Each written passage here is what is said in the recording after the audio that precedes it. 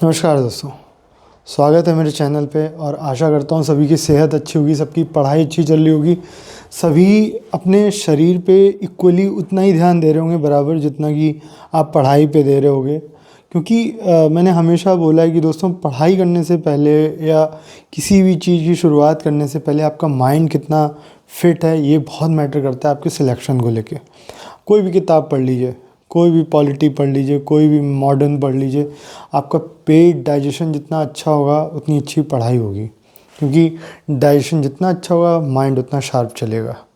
तो उम्मीद यही करता हूँ दोस्तों कि मेरे इस चैनल के माध्यम से यूपीएससी सिलेबस अधूरा है के माध्यम से मैं आपको वो गाइडेंस दे पा रहा हूँगा जो ज़्यादातर चैनल नहीं दे पा रहे होंगे।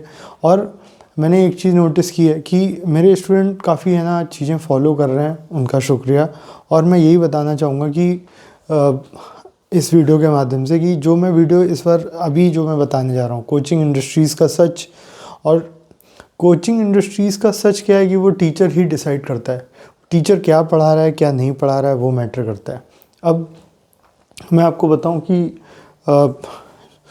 कोई भी मास्टर को अपना सिलेबस पूरा करना है, उसको टाइम पीरियड दिया होता है 6 महीने का, 8 महीने का, 9 महीने का।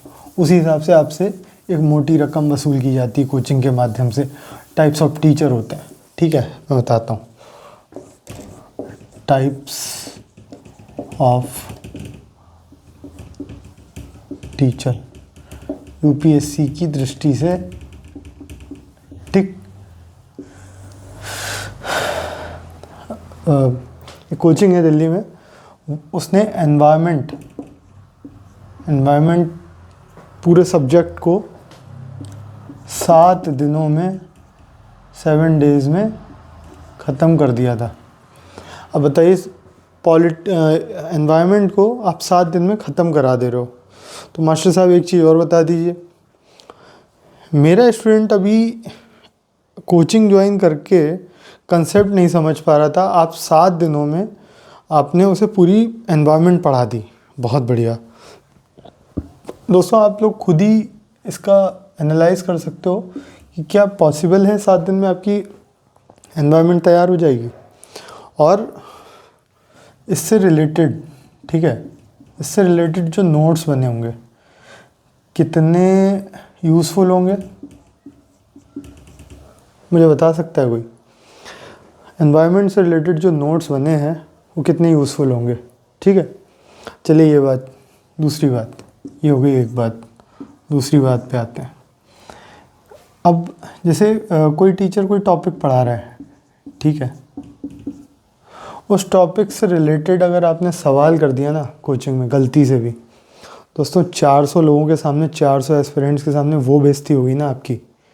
आप जीवन भर याद रखोगे, आप 10 साल बाद भी ये कहोगे कि मेरी बेइज्जती हुई थी। आपको गौरवान्वित फील नहीं होगा, आपको एक गौरव वाली फीलिंग नहीं आएगी कि हाँ यार बहुत अच्छा पूछा था मैंने, एकदम डांट दिया जाएगा, बेइज्जती कर दी जाएगी।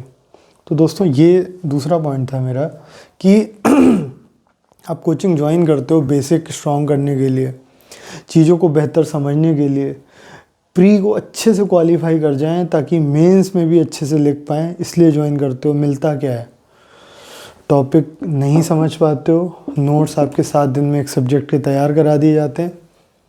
तीसरा पॉइंट, जो भी टीचर बोल रहा है ना वो आपको इतनी तेज लिखाएगा ना कि आप कुछ भी लिख रहे हो ना तो उसके ऊपर का लाइन नहीं खींच पाते हो।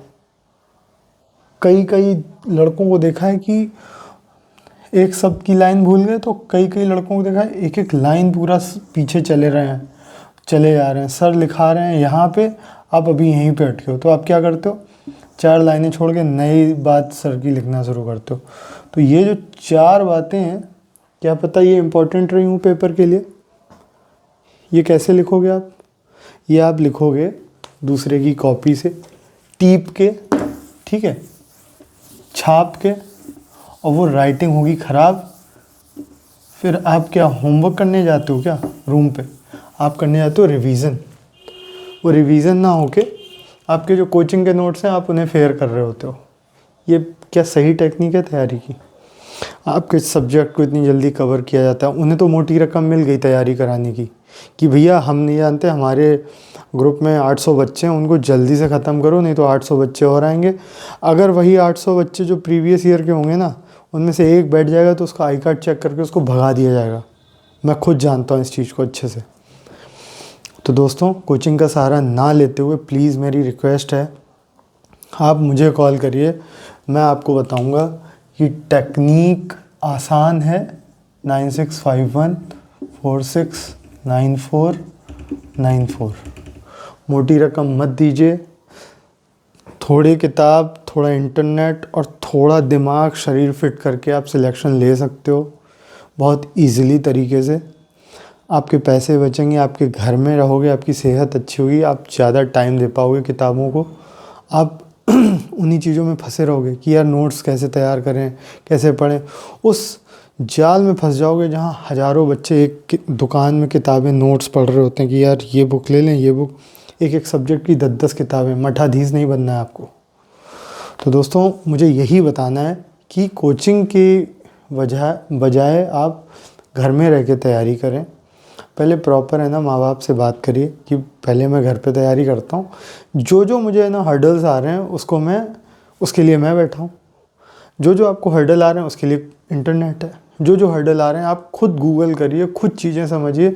कोई मास्टर गूगल नहीं है, उसने भी पढ़ा है तब आपको पढ़ा रहा है और बेवकूफ़ बना ले जा रहा है। तो दोस्तों, मेरे इस छोटे से वीडियो से पूरे हिंदुस्तान के उस बच्चे से रिक्वेस्ट है जो आईएएस की तैयारी कर रहा है, जो कोचिंग में है, प्लीज़ कोचिंग से छोड़िए। और कोचिंग्स ख़राब हो सकती हैं उसके टीचर नहीं। टीचर कौन? वो भी कुछ टीचर, सारे नहीं। तो मेरी बात का यकीन मानिए दोस्तों, तैयारी करने का रास्ता आपके हाथ में, बर्बादी का रास्ता आपके हाथ में। आप क्या सिलेक्ट करते हो ये आपके हाथ में है। ठीक है दोस्तों, मिलते हैं नेक्स्ट वीडियो पे। तब तक के लिए जय हिंद, जय भारत।